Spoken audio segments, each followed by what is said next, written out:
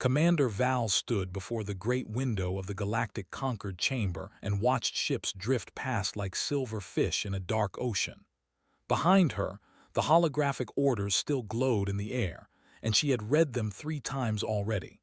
She still could not believe them. She was being assigned to serve under human command. They had traveled between stars for 12,000 years. They had built empires and watched them fall. They had seen species rise from mud and return to dust. And now, the High Fleet had decided that Commander Val's, veteran of 40 campaigns, should take orders from a species that had only discovered faster-than-light travel 3 centuries ago. It felt like an insult. It felt like punishment.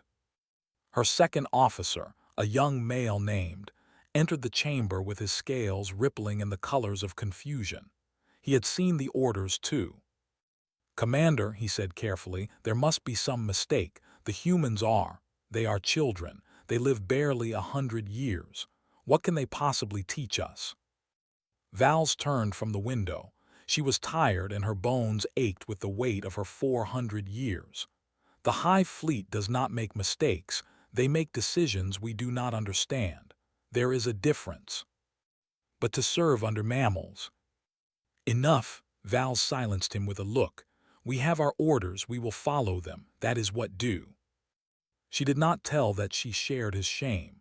She did not tell him that when she closed her eyes, she saw the faces of her ancestors, and she wondered what they would think of her now. She simply gathered her things and walked toward the docking bay, where her ship waited to carry her to the staging point. The journey took 6 days. Val spent most of it in her quarters, reading everything she could find about humans. The records were strange and contradictory. Humans were described as aggressive and peaceful, brilliant and foolish, kind and cruel. They had spent most of their history fighting each other over small patches of land on their single planet. They had invented nuclear weapons before they invented reliable food distribution. They were, by any reasonable measure, a chaotic and self-destructive species. And yet they had survived.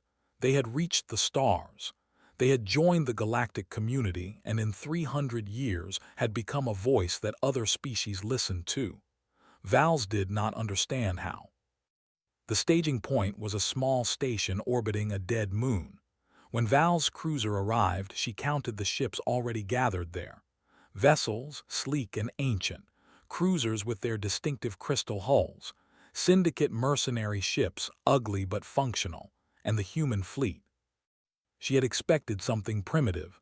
What she saw surprised her. The human ships were not beautiful.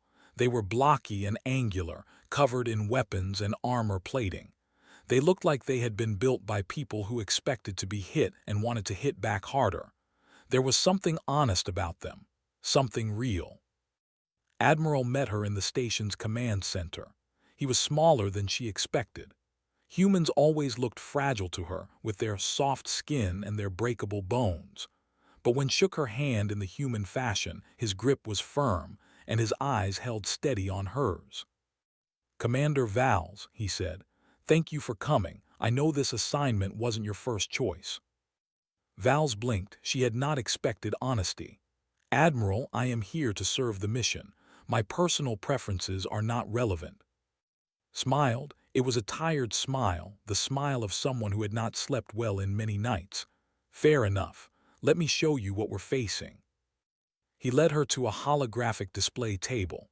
With a gesture, he brought up an image of a planet, blue and green and beautiful, wrapped in white clouds. "The 40 million civilians," said, "mostly in underground shelters. The Scourge Collective has held the system for 8 months. Every previous attempt to liberate it has failed." Val studied the display. The Scourge was a machine intelligence older than most species in the galaxy. It did not conquer worlds for territory or resources. It conquered them for raw material, organic matter to be processed, converted, absorbed. They would not be enslaved. They would be consumed. "The Scourge fleet numbers over 2,000 vessels," Val said. "Our combined forces are perhaps 100. The mathematics are not favorable, Admiral." nodded, "No, they're not." "Then what is your plan?" He looked at her, and in his eyes she saw something she had not expected. Not arrogance, not desperation, something else. Something that burned quietly like a flame that refused to die. "My plan," he said, "is to make them pay for every ship they send against us. To fight so hard that they have to commit everything they have. To buy time for them to evacuate as many people as possible. And maybe, if we're lucky, to find a weakness we can exploit. That is not a plan for victory. That is a plan for a noble death." Laugh softly. "Commander, my species spent most of our history fighting each other. We fought wars we couldn't win. We defended cities we couldn't hold. We charged into battles that should have killed us all. And somehow, against all logic, we're still here." He paused. "I'm not planning to die, but I'm also not planning to run while there are 40 million people waiting to be slaughtered." Val stared at him. She had lived 4 times longer than this human would ever live. She had seen more battles, more death, more history. And yet, standing here in this small room, she felt something she had not felt in centuries. She felt uncertain. "What do you need from me, Admiral?" she asked. "Your honest opinion, your tactical experience, your willingness to tell me when I'm wrong." He handed her a data tablet containing the full mission briefing. "Read this. Find the flaws. Tell me how we can do better. That's all I ask."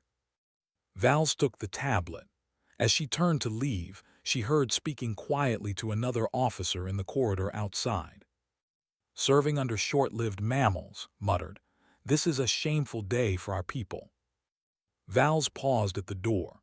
She thought about correcting him.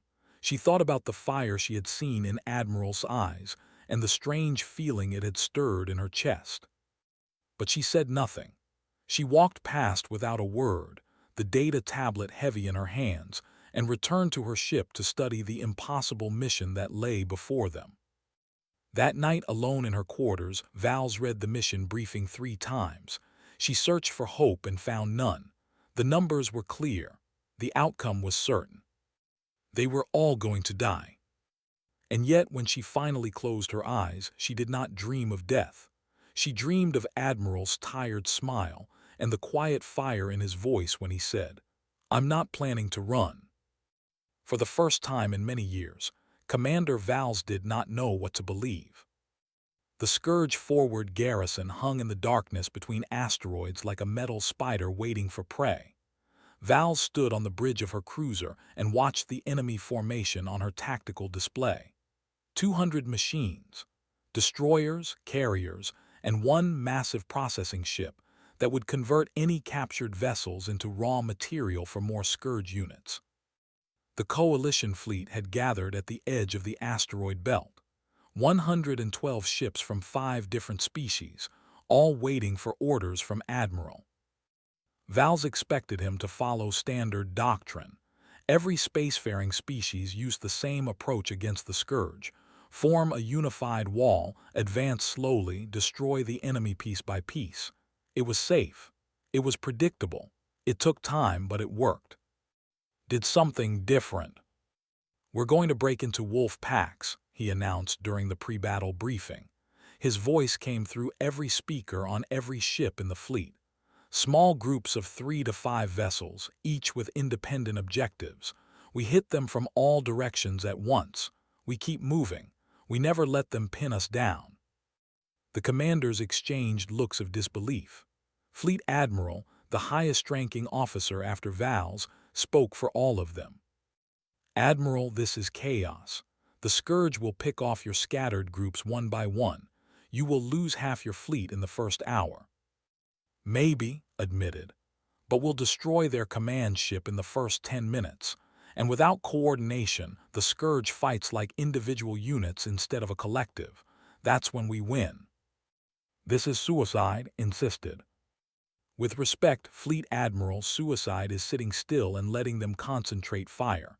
Movement is survival. Aggression is survival, trust me." Vals watched the exchange in silence. She thought was wrong. She thought his plan would get them all killed. But when she looked at the human officers standing behind their admiral, she saw no fear in their faces, only focus, only readiness. They believed in him. The battle began at dawn, as measured by ship time. Val's cruiser was assigned to a wolf pack with 2 human destroyers and 1 scout. Their target was a Scourge resupply station hidden behind the largest asteroid. What happened next changed everything Val's thought she knew about war. The human ships did not fight like any vessels she had ever seen. They took insane risks, pushing their engines beyond safe limits, accepting damage that would have forced any captain to retreat. A human destroyer called the Defiant took a direct hit to its forward section. Fire bloomed in the void, and Val's assumed the ship was dead. It kept fighting. Its captain, a woman named, simply redirected power from the damaged sections and continued the assault. Val's watched in disbelief as the burning ship destroyed 2 Scourge hunters before finally pulling back for repairs. "Why don't they retreat?" asked, his voice thin with confusion. "Their hull is breached, their crew is dying, why do they keep fighting?" Val's had no answer. The wolf packs tore through the Scourge garrison like fire through dry grass. The machines could not adapt to the chaos. They tried to form defensive positions, but the humans refused to give them time. Every time the Scourge concentrated on one threat, 3 more appeared from different directions. And then Val saw something that stopped her heart. Her cruiser came under heavy fire from a Scourge carrier. The enemy ship was massive, bristling with weapons, and it had locked onto Val's vessel with killing intent. She ordered evasive maneuvers, but she knew she was too slow. The Scourge would destroy her in the next 30 seconds. A human frigate appeared between them. The ship was called the Morning Star, and it was half the size of Val's cruiser. Its captain, a young human named Park, positioned his vessel directly in the path of the Scourge weapons. The carrier's guns tore into the frigate, ripping through armor and hull, killing dozens of crew members in an instant. But the Morning Star did not retreat. It absorbed the fire meant for Val's ship, giving her precious seconds to escape. When the frigate finally broke away, trailing fire and debris, it had saved the lives of every on Val's cruiser. No one had ordered Captain Park to do that. He had simply seen an ally in danger and chosen to help, even though it cost him half his crew. The garrison fell in 4 hours. Coalition losses were far below projections, less than 10% of their total force. The Scourge processing ship was destroyed, along with most of their fighters. It was a complete victory. But Val's felt no joy. She kept thinking about the Morning Star. After the battle, she attended the memorial service that Admiral held for the fallen. She did not know what to expect. Funerals were quiet affairs, dignified and brief. The dead were honored, and then the living moved on. The human memorial was different.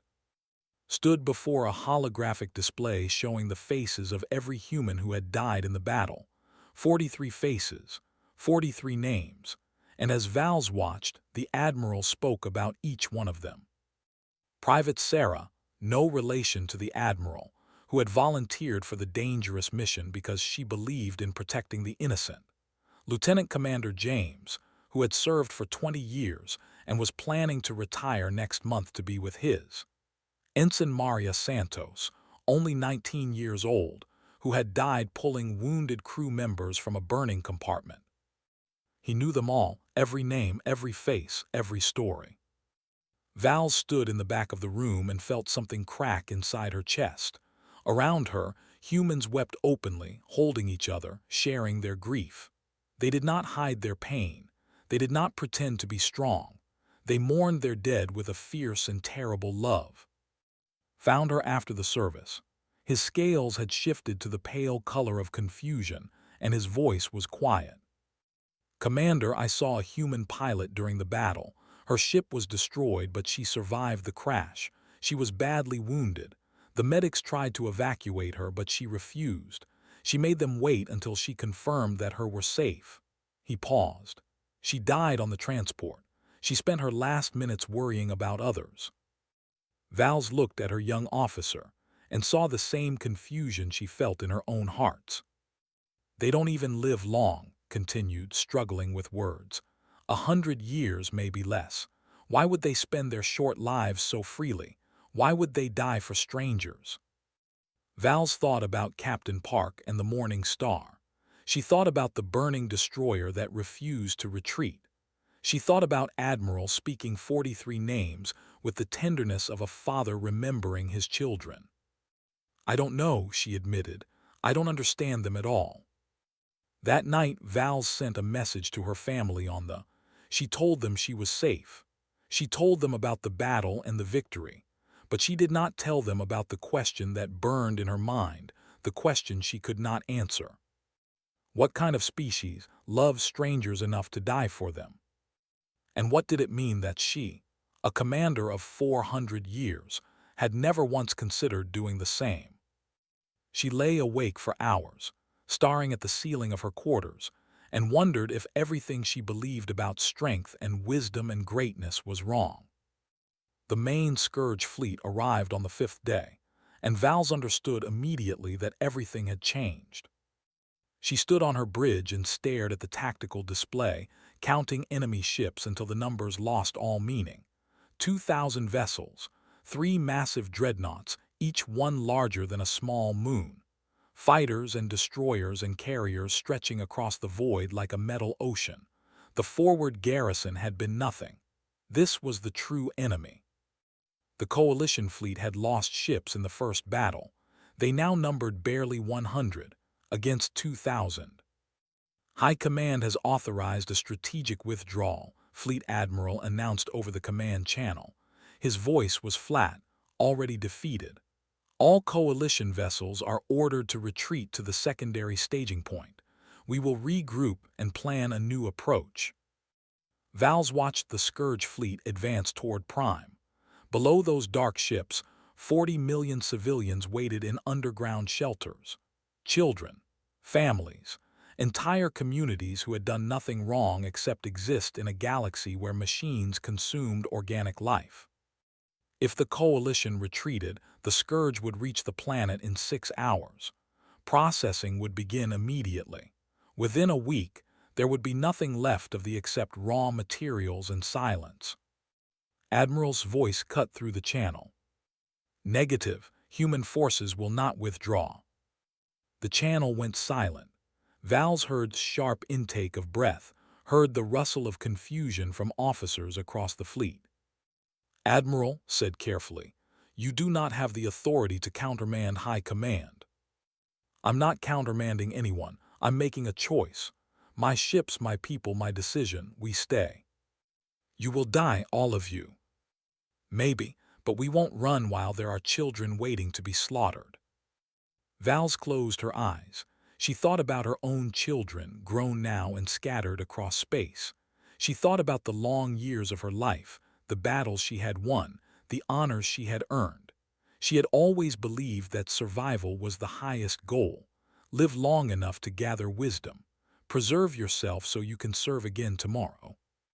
But what good was wisdom if you used it to run away from those who needed you? She opened a private channel to Admiral. Admiral, I request permission to speak with you directly. Commander Vals, I expected this call. His voice was tired but calm. Go ahead. What do you hope to accomplish? The odds are impossible. You cannot win this battle. No, he agreed, probably not. Then why stay?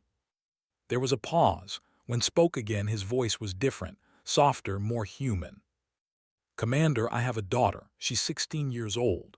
When I left Earth, she was angry with me. She said I was always leaving, always choosing the service over my family. And she was right. He paused again. But I'm not here for glory or duty. I'm here because somewhere on that planet, there's a father who's holding his daughter right now, trying to tell her everything will be okay. And I can't look at my own daughter again if I abandon that father to save myself. Vals felt something break inside her chest, something old and hard that she had carried for centuries without knowing it.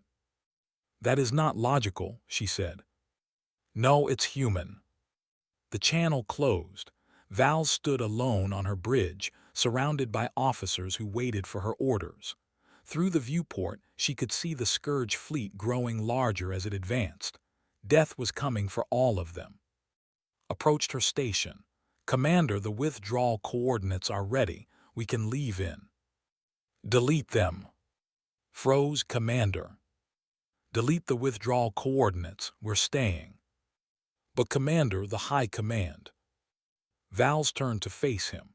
She did not know what he saw in her eyes, but whatever it was, it silenced him immediately. "The humans stay," she said. "So do we. Transmit to all vessels under my command. We fight alongside the human fleet. No retreat, no withdrawal. We hold this line together or we die together." She watched struggle with her order. She watched him look at the tactical display, at the impossible odds, at the death sentence she had just given them all. And then she watched him straighten his spine and nod. "Yes, Commander, it will be done." Word spread through the coalition fleet. One by one, captains made their choice. The stayed. The syndicate mercenaries, hardened fighters who cared only for payment, stayed. Even Fleet Admiral, after a long silence, ordered his personal squadron to hold position. No one retreated, no one ran. Admiral opened a fleet-wide channel. "To all coalition forces, I don't have words for what you're doing. I just thank you. From the bottom of my heart, thank you." Val's heard something in his voice she had never heard before. Not courage, something deeper, something that sounded almost like love. That evening, the high priests performed a ritual that had not been used in 6,000 years.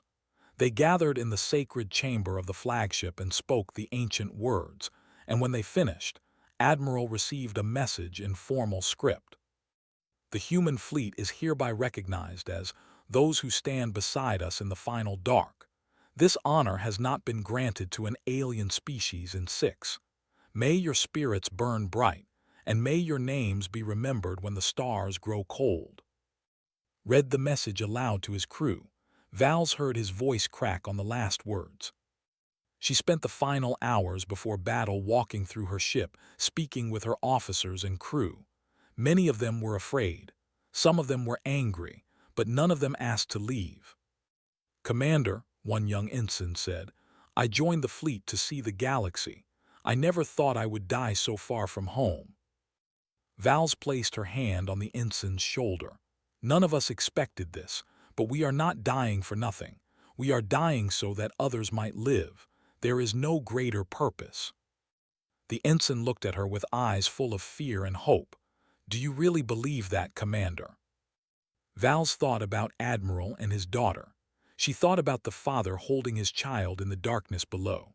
She thought about the human memorial service and the 43 names spoken with love. "Yes," she said, "I believe it." She returned to her bridge as the Scourge fleet entered weapons range. Around her, 100 coalition ships formed a thin line between the machines and the planet below. It was not enough. It would never be enough. But they were not running. Val's gripped the arms of her command chair and watched the enemy approach. In that moment, she understood what the humans had known all along. There were things worth dying for, and sometimes the willingness to die was the only thing that made life worth living. "All hands," she announced to her crew, "prepare for combat. Today we stand in the final dark." The first Scourge weapons fired, and the Battle of Prime began. 72 hours, 3 days of continuous combat, 3 days of fire and death and screaming metal. Val's had not slept in 50 hours. Her bridge was half destroyed, power flickering, emergency lights casting red shadows across the faces of her surviving crew. Around her, the coalition fleet had been reduced to scattered survivors fighting desperate holding actions against a tide of machines that never stopped coming. They had destroyed 2 Scourge dreadnoughts. The first had fallen to a coordinated assault by human wolf packs, its core breached by a suicide run from a cruiser captain who had transmitted one final message. For the future. The second had been crippled by mines and finished by concentrated fire from the remaining Coalition battleships.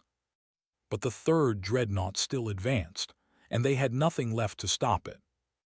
Vals pulled up the tactical display and studied the numbers.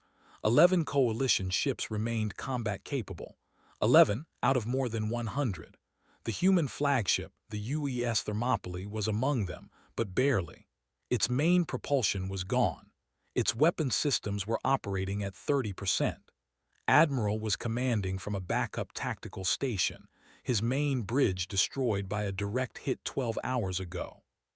The Scourge dreadnought would reach prime in 3 hours. A rescue fleet was on its way, but they were 12 hours out. Too far, too slow. It was over. His voice crackled through the comm system. It was rough and weak, the voice of a man who had been breathing smoke and giving orders for 3 days straight. All surviving captains, please respond. Vals activated her comm. Cruiser responding, Commander Vals commanding. One by one, the other survivors checked in. 4 human ships, 3, 2 syndicate, 11 voices in the darkness, all that remained of a proud coalition. I have a plan, said. It's not a good plan, but it's all I have. Vals listened as he explained. The Thermopylae would set an intercept course for the dreadnought. At close range, they would overload the reactor and ram the enemy's shield junction, the one vulnerable point on the massive vessel. The explosion might be enough to cripple the dreadnought and buy time for the rescue fleet to arrive. I won't order anyone to follow, continued. This is volunteer only. If you want to withdraw, I understand. You've already given more than anyone had a right to ask. Vals closed her eyes. She thought about her children and her. She thought about the centuries of life she had lived and the centuries she might still have ahead. Could live for 1,000 years if they were careful, if they chose survival over sacrifice. Then she thought about the question, asked so many days ago. Why would they spend their short lives so freely? She finally understood the answer. Humans did not love life less than other species. They loved other people more. They were willing to spend their brief years because they valued the years of others above their own. It was not recklessness. It was not stupidity. It was love, pure and terrible and beautiful love. Commander spoke from beside her. His scales were pale with fear, but his voice was steady. What are your orders? Vals opened her eyes. She looked at her young officer, at the crew members who had followed her through 3 days of hell, at the burning wreckage of her once proud ship. All vessels, she broadcast on the fleet channel, form on the Thermopylae. We follow Admiral into the final charge. Commander, someone started to protest. This is not a request. This is not an order. This is a choice, and I have made mine. She paused, feeling something rise in her chest that she had not felt in centuries. Pride. Real pride, not the hollow kind that came from medals and titles. Today, we are all human. One by one, the other ships responded. The joined. The syndicate mercenaries, those hardened killers who had always claimed to care only for payment, announced they would follow. Every surviving vessel turned toward the dreadnought. 11 ships against a machine the size of a moon. It was madness. It was glorious. The Thermopylae began its final approach. Vals matched course, her damaged engines straining against the maneuver. Around her, the other ships formed a loose formation, a spear of light and metal pointed at the heart of darkness. The Scourge dreadnought detected their approach and opened fire. Weapons that could destroy cities struck at the tiny fleet, and Vals watched 2 more ships die in the first minute. A syndicate destroyer, a human frigate. 9 ships remained. Keep moving, ordered. Don't slow down, don't stop. The distance closed, 5,000 kilometers, 4,000, 3. Vals could see the dreadnought now, filling her viewport like a metal planet, its surface crawling with weapons and sensors and death. Then something strange happened. The Scourge stopped firing. Vals stared at her tactical display, confused. The dreadnought's weapons were still active, still tracking, but they had ceased fire. For 3 long seconds nothing happened. Then a transmission came through on all frequencies. It was the Scourge, speaking in the cold, mechanical voice that had pronounced death sentences on 17-star systems. Query, why do you continue? Vals felt a chill run down her spine. In 1,000 years of conflict, the Scourge had never communicated with organic species. They did not negotiate. They did not question. They simply consumed. His voice came through the calm, steady despite everything. We continue because we choose to.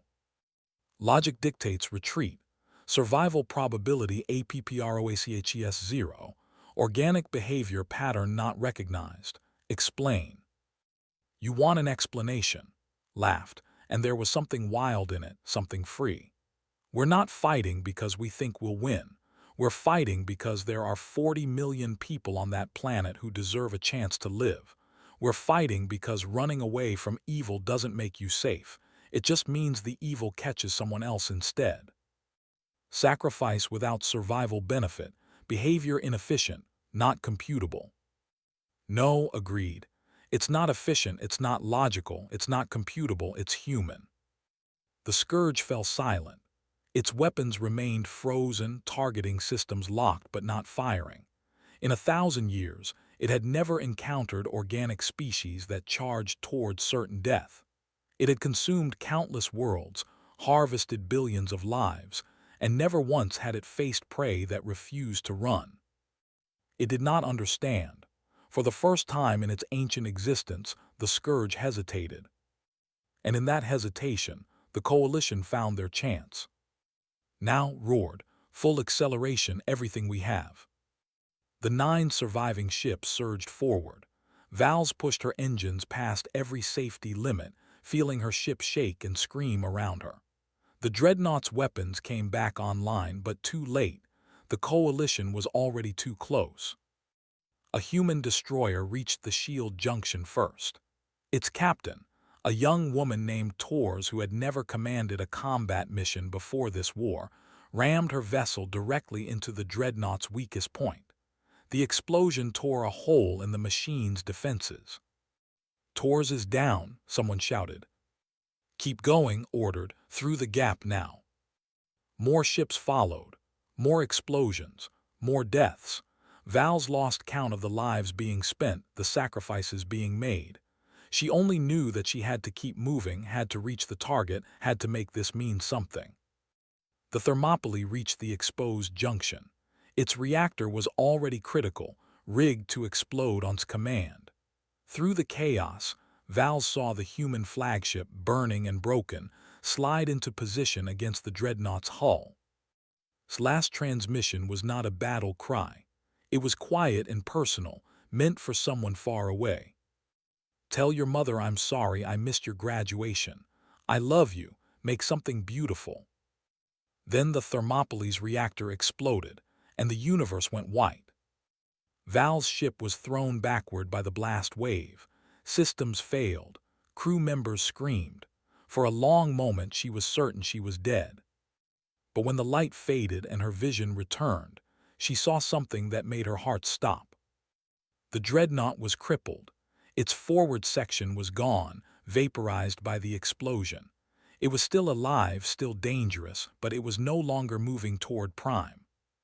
And in the distance, emerging from hyperspace, the rescue fleet appeared like an army of avenging angels. They had done it. Against all odds, against all logic, they had done it. Val slumped in her command chair and wept. She wept for Admiral and Captain Tors and all the others who had given everything. She wept for the species that had taught her what courage truly meant. And somewhere on a planet below, 40 million looked up at the sky and saw salvation written in fire. 1 year had passed since the Battle of Prime. Val stood at the center of the Galactic Conquered Chamber, the same room where she had received her orders to serve under human command. The same great window, the same silver ships drifting past like fish in a dark ocean. But everything else had changed. She wore the uniform of a fleet admiral now, the highest rank in the Navy. Around her, representatives from 47 species filled the chamber, their scales and feathers and skin and metal shells creating a rainbow of forms. They had come from across the galaxy to remember what had happened at Prime. The human delegation was small, so many of them had died. Val stepped forward to the speaking platform. The chamber fell silent. Every eye, every sensor, every attention focused on her. She felt the weight of history pressing down on her shoulders, the importance of the words she was about to speak. 1 year ago, she began, I was assigned to serve under human command. I considered it an insult. I believed that humans were children, short-lived, emotional, primitive. I believed that we, with our 12,000 years of civilization, had nothing to learn from a species that had only traveled the stars for 3 centuries. She paused, letting her words sink in. I was wrong. The chamber remained silent. Vals could see human faces in the crowd, wet with tears they did not try to hide. She could see officers, veterans of the battle, standing at attention with their scales shifted to the colors of pride and grief. At Prime, I watched humans die, not for glory, not for territory, not for resources. They died for strangers. They died for people they had never met and would never know. They gave their short, precious lives so that others might have a chance to live. Her voice cracked. She steadied herself and continued. Admiral was the finest commander I have ever served with. When High Command ordered us to retreat, he refused. When we asked him why he stayed, he told us about his daughter, about a father holding his child in the darkness below. He said he could not look at his own daughter again if he abandoned that father to save himself. Vals blinked away tears. Around her, the chamber had gone completely still. We measure greatness in years, she said. We measure wisdom by centuries of experience. We believe that those who live longest must surely understand the most. But the humans taught us something we had forgotten in all our long ages. Greatness is not how long you live. Greatness is what you choose to do with the time you have. She looked directly at the human delegation, at the young officers and grieving families who had lost so much.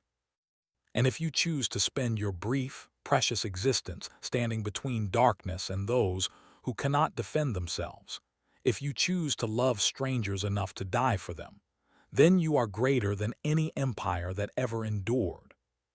The chamber erupted in applause. Species that had fought each other stood together, united in recognition of what the humans had done. Vals waited for the sound to fade before she continued. The Galactic Concord has voted to establish a new honor. From this day forward, any species that fights alongside humanity in defense of the innocent shall receive the title, honored by association. It is our way of saying that to stand with humans is to stand with the best of what organic life can be. She stepped back from the platform. The formal ceremony was over, but the real memorial was just beginning. In the corridors outside the chamber, soldiers and pilots and commanders from a dozen species gathered in small groups. They shared drinks and stories. They laughed and cried together. They remembered the dead and celebrated the living.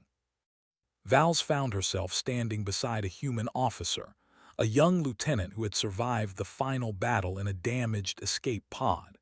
His name was Tors, the younger brother of Captain Maria Tors, who had rammed her destroyer into the dreadnought's shield junction. Your sister saved us all, Vals said quietly. She gave us the opening we needed. Tors nodded. His eyes were red, but his voice was steady. She always wanted to make a difference. Even when we were kids, she used to talk about doing something that mattered, something that would last. She did. Her name will be remembered for as long as stars burn. Tors smiled through his tears. She would have liked that. She always said names were important, that as long as someone remembered you, you weren't really gone. Vals thought about Admiral's final transmission. Tell your mother I'm sorry I missed your graduation. I love you. Make something beautiful. Lieutenant Tors, she said, I would like to tell you something. a phrase that has become common among those who survived Prime. What is it? We say it when we meet, when we share drinks, when we remember what happened. She placed her hand on his shoulder in the human fashion. We say, I served with humans once. I learned what courage looks like. Tor's composure finally broke. He lowered his head and wept, and Vals held him until the storm passed. 6 months later, Vals attended the graduation ceremony of the class of naval officers. She gave a speech about duty and sacrifice, about the lessons of Prime. But the real moment came afterward, when a young ensign approached her with a question. Fleet Admiral, the ensign said nervously, is it true what they say, that you fought alongside humans? It is true. What were they like? Vals considered the question. She thought about Admiral and his tired smile. She thought about Captain Tors and the Morning Star and all the others who had given everything. They were mortal, she said finally. They lived barely 100 years and they knew it. Every human understands that their time is limited, that death waits for them at the end of a short road. She paused. But instead of making them afraid, this knowledge made them brave. They did not waste their years on caution. They spent them on love. The ensign stared at her with wide eyes. Learn from them, Vals said. You will live for centuries. Use those centuries well. Stand for something, protect someone. Make your long life worthy of their short ones. The ensign saluted and walked away. Vals watched her go and felt something warm in her chest. Hope, perhaps, or faith in the future. The last scene of this story took place on a small ship at the edge of space. Commander, now promoted for his bravery at Prime, stood on the bridge of his first command, facing his new crew. They were a mixed group, and syndicate veterans, and 3 humans, young officers fresh from the academy, nervous and eager and very far from home. Remembered his shame at being assigned to serve under humans. He remembered his confusion at their willingness to die for strangers. He remembered the question he had asked Val so long ago. Why would they spend their short lives so freely? He understood now. They spent their lives freely because they understood that life was not a treasure to be hoarded. It was a gift to be shared. Welcome aboard, he said to his crew. You are about to learn what it means to be those who stand in the final dark. He looked at the human officers. They stood at attention, young and fragile and burning with the same fire he had seen in Admiral's eyes. Some of you may wonder why we honor humans so highly, continued. Why we changed our traditions for a species that lives only a century. I will tell you. He stepped closer to the humans, studying their faces. Because they taught us that courage is not the absence of fear. It is the choice to act despite fear. Because they showed us that true strength is not in the power to destroy, but in the willingness to protect. Because they reminded us that life means nothing unless you spend it on something greater than yourself. He extended his hand in the human fashion. The senior human officer, a young woman with dark hair and steady eyes, took it. It will be my honor, said, to serve beside you. The crew cheered. The ship set course for the stars, and somewhere across the vast darkness of space, the memory of Admiral smiled. This was his legacy, not a monument or a medal, not a battle won or an enemy defeated. His legacy was this moment repeated 1,000 times across 1,000 worlds. The moment when one species reached out to another and said, "You are worthy, you are valued, you are one of us." To battle alongside humanity was to be honored. And that honor would echo across worlds forever.